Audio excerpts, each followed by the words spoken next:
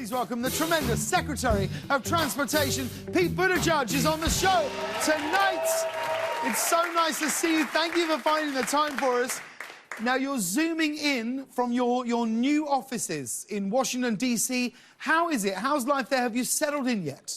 Yeah, we're starting to. It's all very new, and things are a little different now, obviously, with COVID. But we've got a great office, and there are 55,000 people who work at the Department of Transportation, and getting to know my new colleagues are just really great people.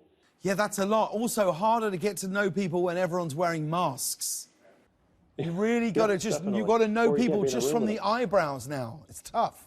Yeah, you know what I've noticed? I just met one of our next door neighbors in our apartment building. We've known for a long time, but saw them for the first time without masks. We were outside getting something to eat, and I realized my brain had invented a face for them, and it was different from the faces they actually had. I'm not sure we're fully prepared for what's going to happen when we start being able to take off the mask. I know, it's going to be devastating for so many of us. It really is. I miss the mask. I also line the inside of my mask with various different candies now.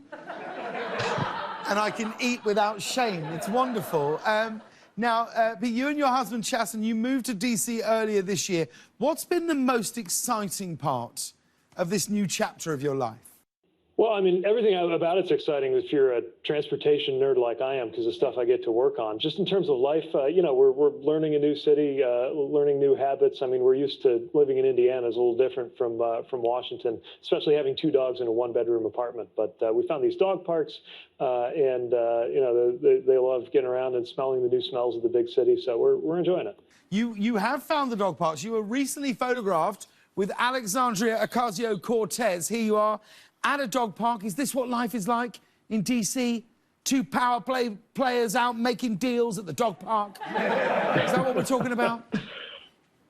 Yeah, kind of. I mean, I wouldn't say we were making deals, but, it's a city full of people. And, yeah, sometimes you run into colleagues. So I remember I was there with our dogs. Buddy, our puggle, got to know this French bulldog. And then I looked up, and Congresswoman Ocasio-Cortez right there. So we had a nice chat. Now, this week will mark the first 100 days of President Biden's presidency. Why are the first 100 days so important? And how do you think he's doing? And how do you think these first 100 days have been received? Yeah, I mean, the tradition of looking at the first 100 days goes all the way back to, I think, FDR, but especially now because, of course, the president's arrived at such a challenging time for the country. So the reality is we've been at a race from day one. We're racing against COVID. We're racing to make sure the economy is in good shape. And now we're moving very quickly to try to get infrastructure done. But it's been an extraordinary first 100 days, and we've already been delivering for the American people, and I'm really proud to be part of this team. Now, you're here to talk about the American Jobs Plan. As the Secretary of Transportation, talk us through it. What is this exactly? So the American Jobs Plan is a once-in-a-generation investment in the infrastructure that makes it possible for Americans to live well. It's things like roads and bridges, ports and airports, trains and transit. But there's also a lot of things that we didn't used to think of as infrastructure, and now we just can't have an economy without them. Broadband is a good example. That's not traditional, but now you need an internet connection just as much as you need a connection to the interstate highway system. We need to think about the quality of water. That's part of infrastructure. And we believe that making sure we have the kind of provisions for a care economy, care infrastructure, that fits in too. So it's a major investment, the biggest jobs investment that America will have made since World War II.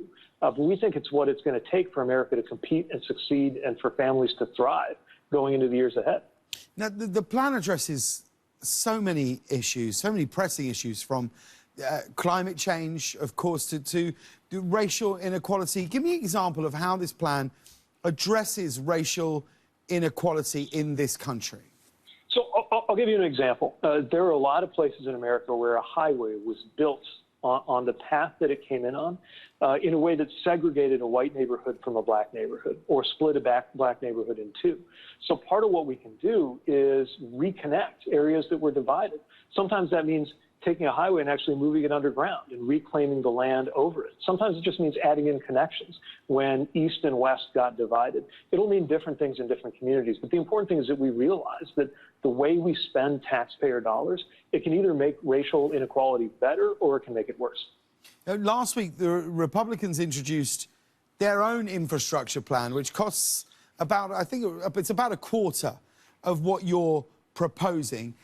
Is there a way where you think these two sides can meet in the middle? How do you get Republicans on board with something as monumental as this?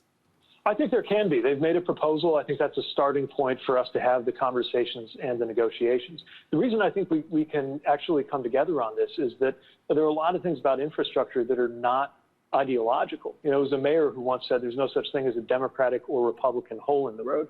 And every member I talk to, and I'm talking to Republicans and Democrats every day, you know, they're from somewhere in particular. And wherever they're from, they know how much of a difference it would make to have better infrastructure. So we got a long way to go to get this right, but we can't allow it to drag on because the need is so urgent.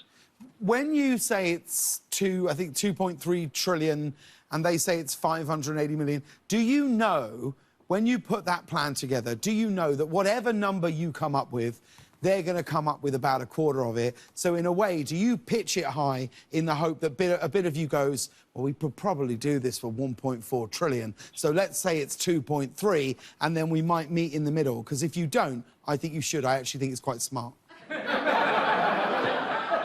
Very smart. No, I mean, look, the plan we put forward is what we believe it's going to take in order to really serve the American people well. Obviously, they have a different idea. We'll see what happens as we continue negotiating. But we believe in the plan we put together. And at the same time, I think the president is someone who really believes in listening to others and taking ideas on board. I mean, when you started this new role, what are you most excited about in terms of future transportation and inventions? So much of what you do now is looking forward. Like, let's just be real. When do you think we're going to get hoverboards? Because I feel like we were promised hoverboards a long time ago. I do. I feel like hoverboards was something we should have. I thought we'd be at jetpacks by now. And I've still got a regular backpack. Why stop at hoverboards and jetpacks? We could do teleportation. Think of the time we can save and the climate benefits of zero emissions teleportation. So that's where I'm hoping we'll get to. But for now, we're focusing on electric vehicles and some other stuff. I don't know why you're clapping. He didn't answer the question. You're suckers. You just went along with whatever he said. I'm trying to get to the bones of this, guys. I'm like, roughly, jetpacks. So the issue is the jetpacks have to be made in America. The president's been very clear on this, and you know, once we have the right supply chains in process, then I think we can make it happen.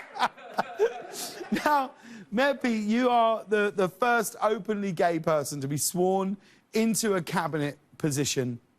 Do you ever stop and think about quite how monumental it is that you're in this position and what it will mean to so many people just to be able to see you up there in this position? Do you realise how incredible it is what you're doing? Yeah, there are moments. I mean, look, I've got a job to do, so most of the day I'm thinking about, you know, trains, planes, and automobiles and just the day-to-day work. But I'll tell you, we had our first cabinet meeting recently, and looking around the room and thinking about the historic firsts in that room and realizing that I was one of them.